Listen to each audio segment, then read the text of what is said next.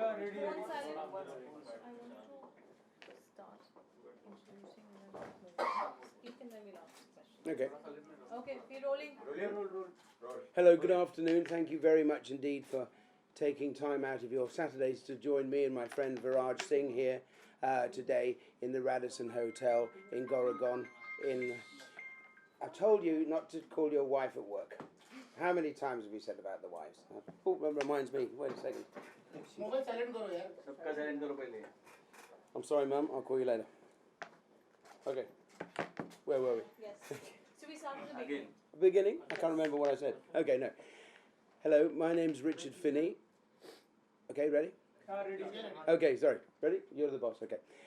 My name's Richard Finney. I own a company called Captain Fawcett. We specialise in male grooming products. And I'm here actually in the Radisson Hotel Goregaon in Mumbai with my friend Viraj Singh. And we're here to talk about our company's launch into the incredible India. Something more about the product. Okay. Captain Fawcett has existed as a company for over 10 years. As you can see, I have a moustache, splendid moustache, as indeed does my dear chum here.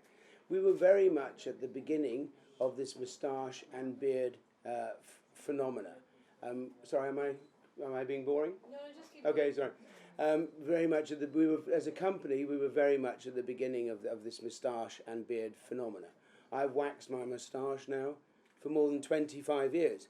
And I too was in the British film industry. And how it came about, I used to make my wax in a very small tin, and I'd make enough which would last me 6 pots, which would last, as I said, probably for a whole year. Now my wife is a very well-known British film and TV hair and makeup artist. In fact, she got the Emmy for doing the second series of Downton Abbey. She designed Kate Blanchett's hair, which got the Oscar for Elizabeth, and she also got the BAFTA for Gormenghast. So when she started to take my products to work, the whole company exploded beyond our wildest imagination. From there, we then went into beard products, and we are now sold in 40 countries, distributed in 16. And the reason we're in India is because India, in many senses, no pun intended, is a huge growth market. And the reason we're here is with my friend Viraj, we are launching our own Maharajah range of male grooming products. We've started with the moustache wax. This is just literally the toe in the water, the tip in the water, as it were, but we're going to be launching into various other beard products. Viraj, you being from India, what do you have to say about the launch of the product? Yeah. So initially, I'd like to tell you a bit about myself. I have a company called the Jodhpur Company. It sounds very Indian and people relate it to Jodhpur, a place in Rajasthan, but it's more about the bottoms. Now when you look at old pictures of old India and you see World War I pictures, World War II pictures, riding pictures, hunting pictures, shikar, you'll see the elephant-eared Jodhpur bottoms. So this is what we specialize in. That is what my company do. That's our bread and butter. And it's a revival of attire of the old, where the time where Britain were in India and there was a cross-pollination of many cultures, architecture, fashion, sport. So I don't want that era of fashion to just live in the history books. So that's when I made my first pair of jodhpurs in tweed. I took it to England, I took it to UK, and I must say I do indulge in shooting, from rifle shooting to shotgun shooting and shikar. So there I was in Housestead. I was up on a pheasant shoot, perched on a peg, which is a little wooden peg, and it's tucked into the ground, and that's where you stand before the partridges fly out. So there were 2 partridges that flew out. So those partridges were flying out, bang, bang. I knocked both of them over. It was probably a fluke. But by that time, I heard someone say, "Oh, sir, where did you get your jodhpurs from?" And I thought, "Jodhpurs?" And I looked down, and I thought, aha, he's talking about the Jodhpur bottoms. The Jodhpur bottoms that Sir Pratap, Maharajah Pratap Singh from Jodhpur, brought to UK during Queen Victoria's Jubilee. So then I went over to him, and I thought he was complimenting the shooting, but he wasn't. He was complimenting my bottoms. And he said, "Sir, who made those for you?" So I said, "My personal tailor from Rajasthan." So he said, "Sir, can you make me a pair?" And then that was it. The Jodhpur company became a company, and we specialize in Edwardian old style, sporting, horse riding, equestrian attire. Now, being a Rajput, the moustache is a symbolic thing. It's not just a thing of fashion. And when I first met Richie, I was telling him for a Rajput, the moustache is prominent. It's so important. And we're not allowed to take it off until our father passes away as a mark of respect. And Richie was fascinated, to hear the heritage behind the moustache, where there's been certain battles just because of a moustache. And I said, there are many proud Indians in North India who keep the beard, including the Sikhs, the Kshatriya community. And I said, it's a massive thing and we'll never take it off. And I started showing him pictures of my grandfather, my great-grandfather, and we went 4 generations back. And one common thing that we all have, our ancestors, is the curly moustache. So I've always had a moustache. I've had a handlebar for a very long time. So I said to Rishi, it just makes sense for us to do something to celebrate the old moustaches of the old.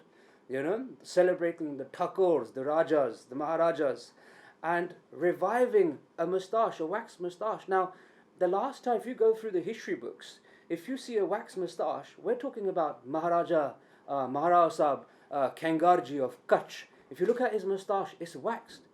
After that, you don't see any wax moustaches. Now, those chaps used to get their moustache from London, from UK. Now, there's been a break in history. The Indian market hasn't known of a moustache wax. And I just thought to myself, Richie, we need to revive heritage. We need to bring this back. And Captain Fawcett, what can I say about Captain Fawcett? I've been using their products for a very long time, 5 years. So the best moustache wax makers in the world. And I'm happy to say that we can now put the Jodhpur name on a tin and praise all the moustaches of old with Richie's help. And this is the first. This is actually, we only made 40. This is the actual original Maharaja sample waxes. Some of you will be lucky enough to have a sample. I mean, if you're a lady and you don't have a moustache, then maybe you would allow one of the gentlemen who has something, because we don't have very many. We don't have enough for everybody. But if you're interested in one, we'd be very pleased if you were to take one. And this is my 7th time in India. It's my first time in Mumbai, and I have to say, I've experienced a great time, wonderful hospitality. But I too have spent a lot of time up in Rajasthan and further up north, up in Himachal Pradesh. And I was aware, even 9-10 years ago when I was coming in, that having a moustache is a symbol really of respect. I'd be coming through the airport and there'd be some businessman with some very expensive luggage in a very expensive suit. But the security man, the customs, the man with the rifle immediately would say, "Hello, sir. Fantastic moustache." And he'd start talking about the moustache. And the guy behind was fuming because he thought himself as being very important. You're not important in parts of India unless you have a moustache. That's true, isn't it? Yes. And one thing that I want to say about Captain Fawcett. So everything that I was explaining about the moustache sounds very serious, sounds very military-like. But it's actually a fun brand. If you open up the tin and you have a look at the captain's picture, the sketch on the tin, it's a very, very, very fun brand. And you're talking about stuff like booze and baccy, to resemble a pub when you walk into UK. So it's a very lively, fun brand, and it's for motorcycle enthusiasts. Richie himself being a massive Harley man. I ride an Enfield in many places in India. Great motorcycle. So there should be an element of fun to it, And these usually will retail at tattoo shops, tailoring shops, and Richie will tell you a bit more about that. We're sold in Hatters, we're sold literally into gift shops, we're sold in London Selfridges, we're sold in London Harvey Nichols. So we have an incredible reputation, and I actually manufacture behind the scenes. I make waxes for companies as old as Trumpers and the Pall Mall barbers. But there's a great belief in what we do. It is slightly tongue-in-cheek, as Viraj indicated, but there's a serious thing behind it. One of our mottos, one of our trademarks, in fact, is keeping a stiff upper lip regardless. We all sometimes face adversity, and there's that thing about, "Oh, I'm going to be okay," and you just look ahead and just press on. You have to press on, regardless, invariably. So how did you both collaborate? I mean, what? Well, we met in prison. Don't print that. Don't print that. It's not true. Well, they won't report that, will they? No, I wouldn't want my mother to hear that. That'd be awful. No, that'd be terrible trouble. Right? Okay. Sorry. Forgive me.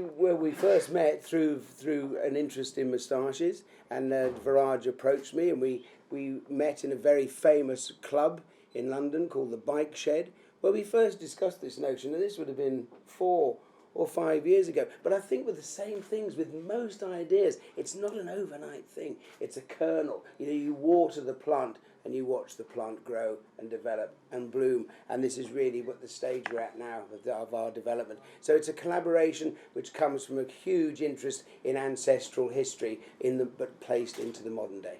So tell us, you have a lot of products here. What are the kind of Well, products initially, that we have? okay, we have many different products now. As I said to you earlier, we initially started with the moustache wax, and from then we went into beard products. But not everyone has a beard or a moustache. So we've done shaving equipment so people can then shave. We've also done perfumes. We've now even do tattoo salve. So we're very close to actually having the full range for everything that a gentleman would need to look particularly dapper and well groomed. The next step will be moving into moisturizers and face scrubs, and then even into hair pomades. But 10 years, as I said, 10-year our anniversary will be next year, and things take slow to do everything organically. We don't have any investment. This is done from a complete passion.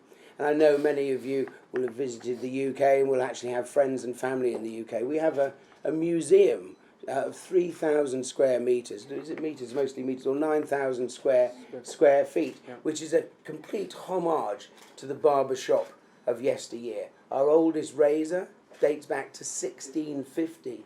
That's nearly 400 years old. And we come right through the 1880s, right through to the 1960s. So you'd be very welcome next time you're in the UK to come and have a visit, and I would definitely make you a decent cup of tea.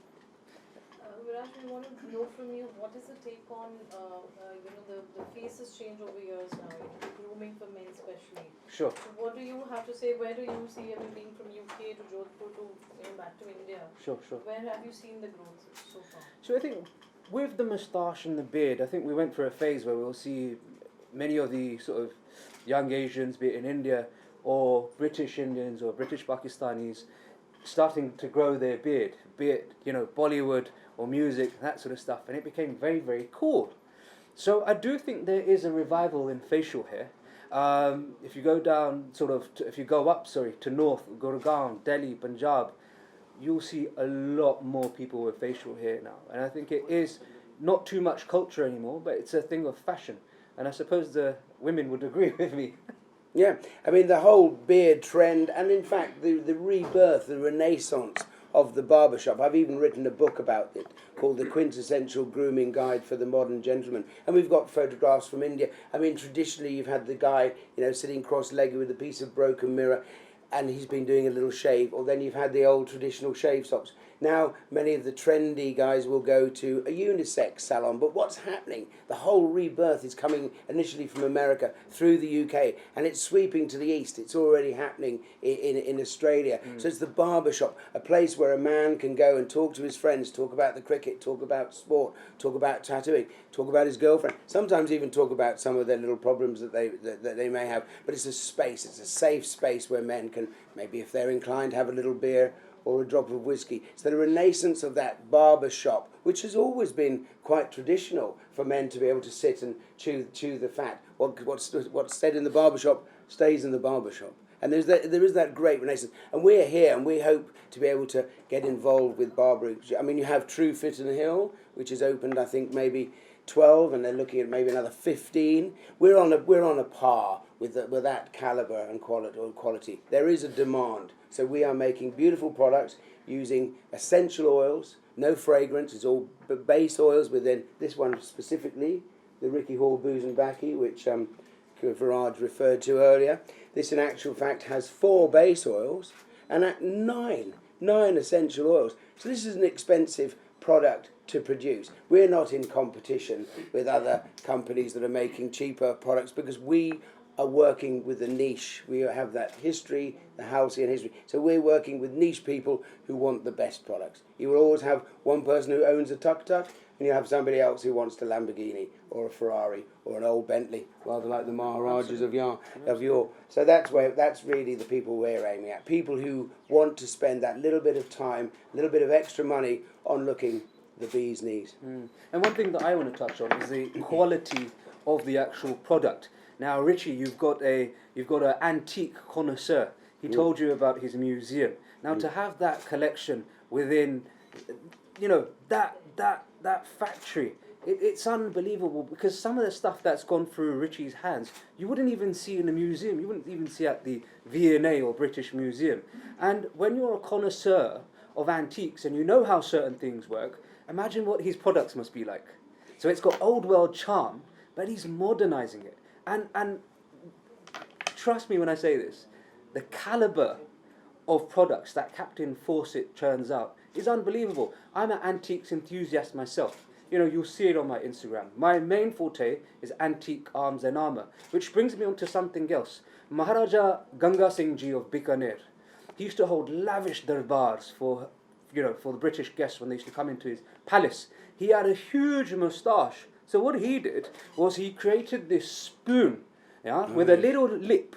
So whenever he sipped his soup, his moustache wouldn't get drenched in his soup. Now Richie has recreated a Victorian mug which has a moustache lip, and it's fascinating. I mean, go on the website, have a look at it. I haven't seen a product like that in the current market. So this is where knowledge, you know, antique knowledge comes into it, and Richie's modernizing it, and it's very similar to what the Jodhpur company do. Yeah, it is an element of coolness, but we have a background knowledge of how it was done back in the day, and I think that explosion of both worlds coming together, that is what makes it special. And it's referencing the past, but with an eye to the future. And the thing about the most amazing thing, you can be the poorest man in the world, and you can be the richest man in the world. And what would they have in common? At some time, for sure, they've had a shave or certainly had a haircut. This is something for everybody. I'm working with another guy in Italy now whose barbershop opened in 1809. His great-grandfather was one of Al Capone's 9 barbers. He had 9 barbers that were all checked out because obviously he didn't want to be. And then each day, one of them would go to his hotel. He'd have a manicure, a pedicure, and a shave. So there's a wonderful history, and if we can draw on this, and then with Viraj's help and with your help, please, giving Captain Fawcett and the Jodhpur company a little bit of promotion, then we look forward to working here and expanding our range of simply first-class gentlemen's grooming requisites into the noble country of India. Viraj, what are the price points in India for the wax, the different kinds? So the moustache wax, Richie will give you a breakdown of the price point. He's the man to explain that. So Richie, Well, we haven't actually totally determined the price point as yet, but we have to take, obviously, the market into consideration. But I am a niche brand, so you won't necessarily find me in the cheap, in the Sally's and the Super Drugs and the Boots Chemists or Walgreens or your equivalents. But we are in the price range of True Fit and Hill. So it's not completely unattainable, but it's something that's actually desirable. Any questions, anybody? You have? Yes. So sorry, sir. Sorry, forgive me. Bombay is a commercial capital as well as fashion capital of India. Mm-hmm. Why you took so long to come to Mumbai? Well, I was hitchhiking, you see, and the lift for no.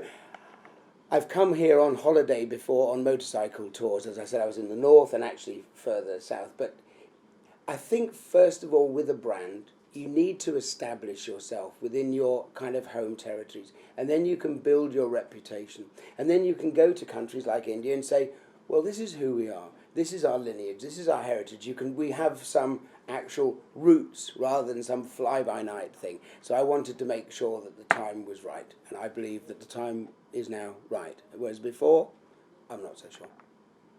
True Fit and Hill, as you said in your talk just now, will this product available in those branches? No, True Fit and Hill. I happen to know the people who own that company, as originally in St James, and the original shop is still there. It's owned by a young couple now. They bought the company, and they are franchises. So that means, and they're all over the world now, Singapore, etc. And as I said, I think there's 20 in India, or there will soon be 20 in India airports, and I think there's 3 even in Bombay. But if you have a franchise, then you would have to purchase their products.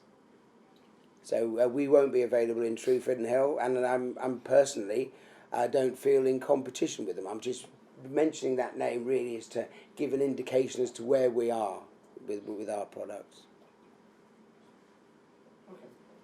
Thank you. Any other questions? Okay, what I'd like to do then, before it's a bit quiet, I'd really like you to follow our Instagram. Certainly have a look at our Instagram. There's 51,000 genuine followers there. I haven't rented some village in Thailand or something, you know. It's genuine. We're totally passionate, enthusiastic. I'll also give you a little bit of a thing here, which gives you just a bit of an idea of, you know, why we've come to India. It's a little bit of background there. I should also like to give you a set of patches, and I've got some badges. But if you'd be kind enough to form an orderly queue, because I'm overwhelmed. We can just pass it on from here. I'm overwhelmed by the number of people who've come today, and thank you. We are both, I think, thank you so much truly honoured for coming down. for Truly that. appreciate it. And so I haven't prepared quite as much as I should have done. But I think it'd be better if people came round, and then I can talk to them and give them shake their hands. But I'd like to shake their hands if that's all right. I think we'll start from here. Okay, wonderful. Yeah, one of each, and a business card. No, Nikki, you can't have one. We just do some picture. Yes, carry on if you need anything first. You need to stand. Sure. Oh, stand. Take a picture. I was standing actually. I'm quite short now. Sure. Thank you. Let's go to center. Now, please be very careful with these photographs because my wife thinks I'm in the north of England visiting my mother. I could be in terrible trouble. Just hold the product in Yes. hand. Maybe do one each side. Take bigger one. Take a big one. Actually, that is Yes, take a. These are beard balms, but we're happy. It's not a problem. We can take up a few things. Raj, you can hold that one. Just an indication.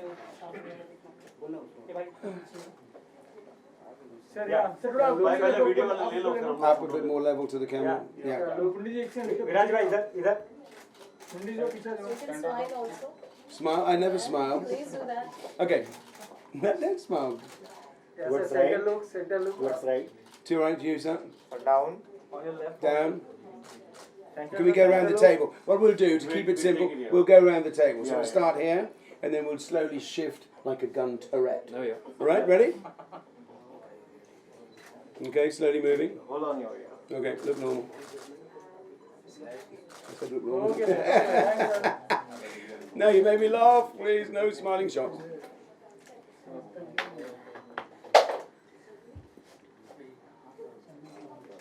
Good. That's my shotgun now. Brilliant.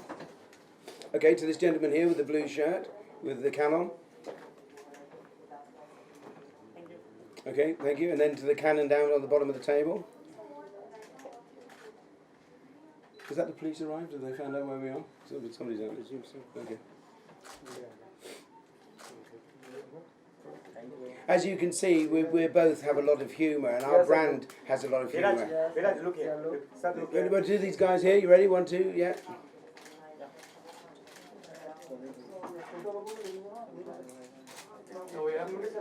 Yeah. I forgot my turn. Sir, look here.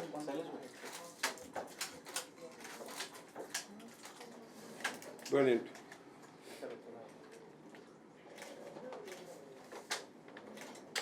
Okay, and to Nikki. Hello. I've seen it somewhere before. Have you seen it before? Looks familiar. Yeah. Wouldn't enter any money.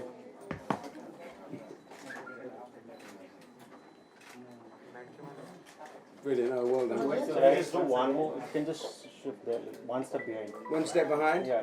Sure. We're quite wide bend. Quite wide bend. I'm going to put the products down now. This is the gun relaxed. Yeah? So take away. Your Just left. put one of the products. Your left. So What? Yeah. Let's hold the Maharajah then. Which one would you like? the bigger one. This one? Okay, sir. Yeah, look, sir. Okay, where am I going? Yeah, let them finish. Okay, of course. First one. No, first one over here. So yeah. Okay, to you, sir. Second on this one. You can just both hold this. Yeah, that's better. I guess from the other hand. Yeah.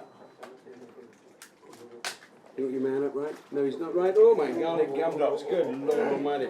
Look at the side down there, Branch. We can have the afternoon off.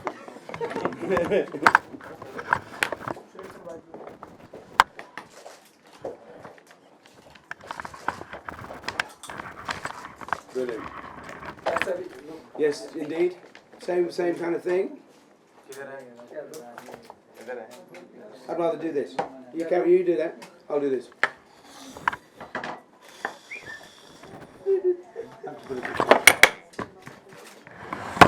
Okay. Brilliant. Cool. Yeah, oh yeah. Right. Just take a solo picture. Yes, of course, yes. Any individuals? Yes, sir. In the middle.